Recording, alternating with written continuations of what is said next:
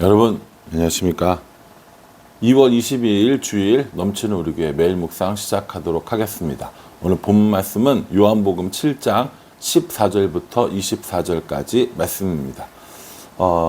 우리가 어제 살펴본 본문에 초막절 명절에 예수님께서 안 간다고 형제들만 가라고 그래 놓고서는 예수님께서 나중에 따로 가셨죠. 따로 가셔서 조용히 계시다가 명절 중간쯤에 예수님께서 등장하시는 겁니다. 등장하시면서 사람들에게 가르쳐 주죠. 말씀도 전하고. 근데 어떻게 오셨는지, 어떤 말씀을 하셨는지에 관해서는 요한은 기록하지 않고 있습니다. 그 대신에 뭘 기록하고 있냐면 사람들의 반응을 기록하고 있습니다. 15절에 유대인들이 놀랍게 여겨 이르되 이 사람은 배우지 아니하였거늘 어떻게 글을 아느냐 하니, 이렇게 얘기합니다. 이 사람은 글을 안 배웠는데, 이 사람은 교육을 안 받았는데 어떻게 이렇게 잘 알지? 글을 잘 알지? 라고 이렇게 이야기를 하는 거예요. 그러니까 그 가르침의 내용에 성경 내용이 들어있었다는 거죠. 성경을 읽었을 수도 있고요. 그러니까는 이 유대인들이 보기에, 특별히 종교 지도자들이겠죠. 예수님을 잘 알고 있으니까. 이 예수님은 안 배웠는데, 저기 고향 촌동네 나사렛에서 왔는데 어떻게 이걸 알지? 라고 이야기를 하는 겁니다. 그 당시 교육은 대부분 회당에서 이루어졌고, 그리고 좀 더 깊은 교육을 받으려면 랍비에게 찾아가서 이렇게 공부를 배웠어야 합니다. 그래서 세례 요한의 제자들 있잖아요. 안드레와 요한, 이런 사람들처럼 누군가에게 가서 배우는 이런 교육 방식이었다는 거예요. 근데 예수님은 따로 이렇게 교육을 받은 것도 없고 스승이 있는 것도 아니고 나사렛 그 아주 시골 촌동네고, 그러니까 사람들이 그 생각을 하는 거예요. 배운 것도 없는데 어떻게 이렇게 잘 알지? 라고 생각을 했습니다. 예수님께서 뭐라고 이야기하시냐면은 17절에 사람이 하나님의 뜻을 행하려 하면 이 교훈이 하나님께로부터 왔는지 내가 스스로 말함인지 알리라, 이렇게 얘기합니다. 요건 그 당시 문화를 좀 이해하셔야 되는데요. 사람들이 자신의 의견을 이야기를 할 때 어떻게 의견을 내냐면, 예전에 유명한 사람, 선생님이나 혹은 랍비나 혹은 성경의 출처를 이야기하는 거예요. 이 유대인들에게는 이게 굉장히 중요합니다. 나중에 보면 예수님께서 말씀을 전하실 때 뭐라고 했냐면, 너는 어떤 권위로 이런 얘기를 하느냐, 이렇게 얘기하거든요. 그때 이제 예수님께서 하늘의 권위에 대해서도 이 얘기 해주시고, 그러니까 이 유대인들에게는 뭐가 중요해요? 그 이야기를 누가 했느냐, 출처가 어디 있느냐, 그게 중요한 거예요. 나중에 모든 사람들이 인정할 만한 아주 훌륭한 랍비가 되면 그때는 자기의 권위로 이야기할 수 있지만, 그 전까지는 어떤 이야기를 할 때 누구의 권위로, 어떤 출처로, 성경 어디에, 선생님 누구의, 이런 게 굉장히 중요하다라는 거죠. 예수님께서 뭐라고 얘기하시냐면은, 하늘의 뜻을 행하려면 이 교훈이 하나님께로부터 왔는지 내가 스스로 말함인지 알리라, 라고 얘기하는 거예요. 내가 지금 이야기한 게 하나님께로 온 건지 내가 스스로 말하는 건지 너희들 알아야 되지 않겠어? 라고 이야기하는 겁니다. 하나님께로부터 왔다라고 이야기하면 안 지킬 수 없는 거고요. 또 예수님 스스로 이야기한다고 하기엔 그 말씀이 너무 능력이 있는 겁니다. 그러니까 둘 중에 어느 것 하나도 해결하지 못하는 게 되는 거죠. 18절에 스스로 말하는 자는 자기 영광만 구하되 보내신 이의 영광을 구하는 자는 참되니 그 속에 불의가 없느니라. 이게 뭐냐면, 하나님께서 해주신 말씀, 하나님께서 해주신 그 권위, 그걸 가지고 이야기를 한다라는 거예요. 그게 뭡니까? 자기 영광을 구하지 않고 하나님의 영광을 구하는 말씀이 되는 거죠. 저는 사실은 오늘 이 말씀 묵상하면서 되게 찔렸어요. 더군다나 오늘 또 주일이잖아요. 주일 설교해야 되는데, 오늘 이 말씀에 뭐라고 얘기했냐면, 스스로 말하는 자는 자기 영광을 구하되, 이렇게 얘기하는 거예요. 그 스스로 말하는 게 뭡니까? 내 생각을 이야기하는 거예요. 내 지식과 나의 경험과 이런 것들만 쭉 이야기하는 거는 스스로 자기 영광을 구하는 거라는 거죠. 그런데 보내신 이의 영광을 구하는 건 어떤 겁니까? 보내신 이의 뜻을 이야기하고 보내신 이가 한 말을 인용을 하고 이게 뭐예요? 이게 보내신 이를 구하는 거라는 것이죠. 그러니까 예를 들어서 저 같은 경우 설교를 할 때 저의 경험과 저의 지식을 가지고 설교를 하는지 아니면 성경 말씀을 근거로 설교하고 있는지 이거 얘기하는 거거든요. 예수님께서는 자신의 이 가르침이 스스로 온 것이 아니라 하나님께로부터 온 것이다라는 것을 이야기하는 거예요. 아직 사람들이 예수님이 하나님의 아들이라는 것을 믿지 않으니까 자신의 권위가 아니라 하나님의 권위로 이야기를 한다라고 이렇게 설명해 주고 있는 거죠. 그렇죠. 우리가 다른 사람들에게 복음을 전하거나 혹은 교회 이야기를 하거나 예수님 믿으라고 할 때 우리가 흔히 내 이야기를 합니다. 그렇죠. 내가 이렇게 했어 라고 하면서 이야기하죠. 이걸 뭐라고 부르냐면 간증이라고 불러요. 그런데 사람들의 마음을 변화시키고 사람들이 예수님을 믿게 하는 결정적인 이유는 간증이 아니라 말씀입니다. 내 지식과 경험이 아니라 말씀이라고요. 교육자 생활을 오랫동안 하면서 참 많은 간증을 듣고 은혜를 받고 저도 그랬고 다른 사람들도 그런 것들을 많이 봤습니다. 그런데 그 사람들이 결국 예수님을 믿게 되는 가장 큰 결정적인 순간은 뭐냐면요. 말씀을 접했을 때예요. 예를 들어서 뭐 요한복음 3장 16절, 요한복음 1장 12절 이런 말씀을 딱 접했을 때 그 말씀이 나를 변화시키는 그 경험들이 있을 때 변화되는 거지 간증을 듣고 변화되는 것은 아니라는 거죠. 간증을 들으면 아 놀랍네, 와 대단하다, 와 정말 좋겠다 이런 생각들을 하지만 내가 예수님을 만나고 내가 하나님을 믿게 되는 결정적인 이유는 성경 말씀이 내 삶 가운데 들어왔을 때라는 겁니다. 그래서 내 권위로 말하는 것이 아니라 나의 영광을 위해 말하는 것이 아니라 하나님의 권위, 하나님의 말씀으로 말하는 것이 중요하다라는 것들을 예수님께서도 이야기해 주셨고 저도 오늘 새롭게 깨닫게 됩니다. 또 이렇게 하려니까 또 되게 설교하는 거 부담스럽긴 한데요.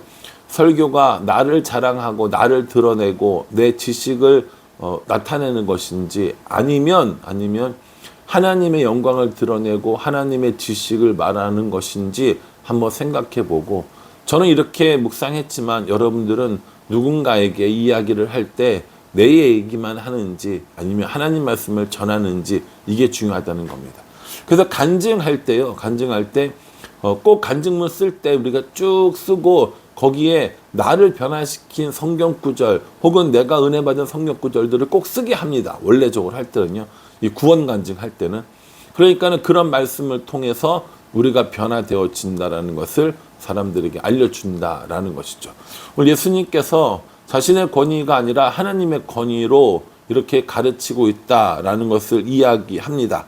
사람들이 뭐라고 얘기했냐면 20절에 무리가 대답하되 당신은 귀신이 들렸도다. 누가 당신을 죽이려 하나이까? 라고 이렇게 이야기합니다. 사람들이 예수님께서 너희가 나를 죽이려고 한다라는 이야기를 하셨던 모양이에요. 그러니까는 당신은 미쳤도다. 귀신 들렸도다. 누가 당신을 죽이려 합니까? 라고 이야기하는데 이건 무리가 모르는 소리입니다. 이미 종교적인 지도자들은 예수님을 죽이려고 모의하고 작당을 하고 있었다라는 것이죠. 그러니까 예수님의 말씀이 허황된 말이거나 뻥이거나 그것이 아니라 진실이었다라는 것이죠. 예수님께서 뭐라고 이야기하시냐면 내가 지금 왜 이렇게 사람들에게 죽임을 당하려고 하는 줄 알아? 안식일을 범했기 때문이야 라는 걸 이야기해 주세요. 그러면서 뭘 얘기해 주시냐면 지난번 6월절에 있었던 그 베데스다 사건 이야기를 해 주십니다. 베데스다 그 사건 때 안식일을 범했다고 너희가 나를 죽이려고 하잖아 라고 이야기하는 거죠. 근데 되게 예수님이 논리적인 게 뭔지 아세요? 23절에 보면 모세율법을 범하지 아니하려고 사람이 안식일에도 할례를 받는 일이 있거든 내가 안식일에 사람의 전신을 건전하게 한 것으로 너희가 내게 노여워하느냐라고 이렇게 이야기합니다. 베데스다 사건을 가져오셔서 뭐라고 얘기하냐면 이 베데스다 사건 때 내가 안식일에 사람 고쳐줬다고 너희가 지금 날 죽이려고 하는 거잖아. 너희 논리는 그거잖아. 근데 라고 하시면서 모세율법을 이야기를 하는 겁니다. 자, 모세율법에 의하면 태어난 지 8일 만에 아이를 아이를 이 할례를 줘야 합니다. 그게 모세 율법인 거예요. 그럼 보세요. 근데 아이가 태어난 지 8일째가 되는 날이 안식이 되면 어떡할 거예요? 안식일에 칼을 들면 됩니까? 안 됩니까? 안 되죠.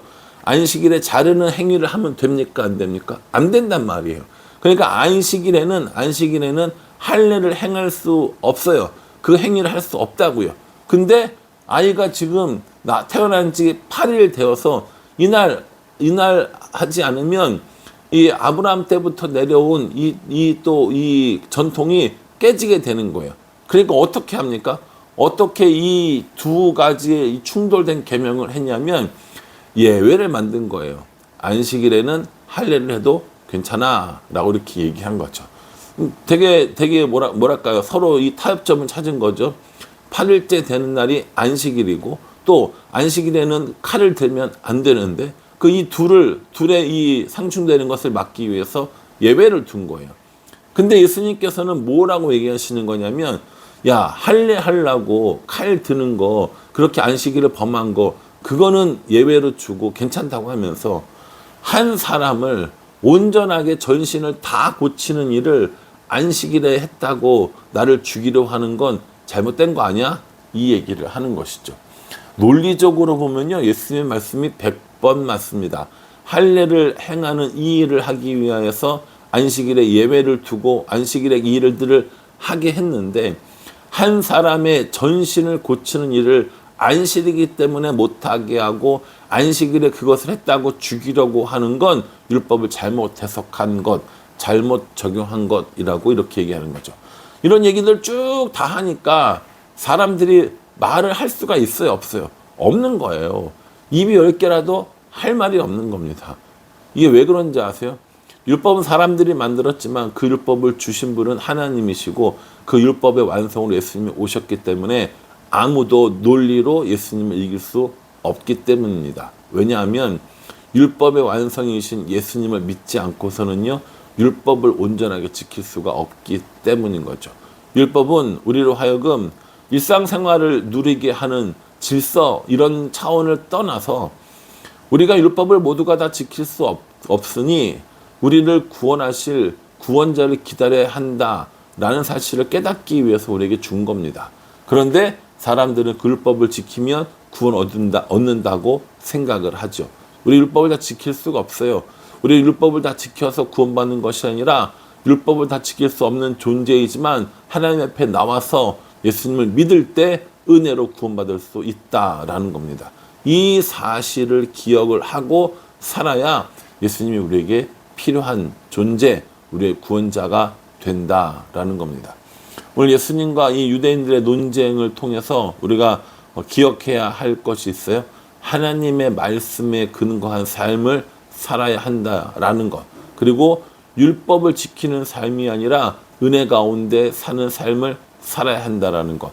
오늘 이 말씀 기억하시면서 오늘 예배 드리는 가운데 율법으로 우리가 온전해질 수 없지만 하나님의 은혜로 온전해진다는 사실을 깨닫고 하나님 앞에 나아가서 간절한 마음으로 기도하는 저와 여러분, 우리 모두가 되기를 주님의 이름으로 축복합니다. 기도하겠습니다. 하나님, 예수님의 가르침에 사람들이 놀라긴 하지만 믿지는 않습니다. 예수님의 말씀에 꼬투리를 잡으려고 계속 그럽니다. 안식일에 사람을 고치는 일이 율법을 지키는 것보다 훨씬 중요함에도 사람들은 예수님을 시기하고 예수님을 미워하여서 엉뚱한 소리들만 합니다. 그 사람들의 모습이 나의 모습이 아닌가 돌아보게 하여 주시고 율법으로 살지 않고 은혜로 사는 삶을 살아갈 수 있도록 도와주시옵소서. 예수님의 이름으로 기도합니다. 아멘. 예, 이 말씀 꼼꼼히 묵상하시고요. 또 오늘 전해지는 말씀이 하나님 말씀에 근거한 말씀이라면 믿음으로 아멘 하셔서 내 말씀으로 받아들이는 그런 은혜가 있기를 간절한 마음으로 기도하겠습니다. 감사합니다.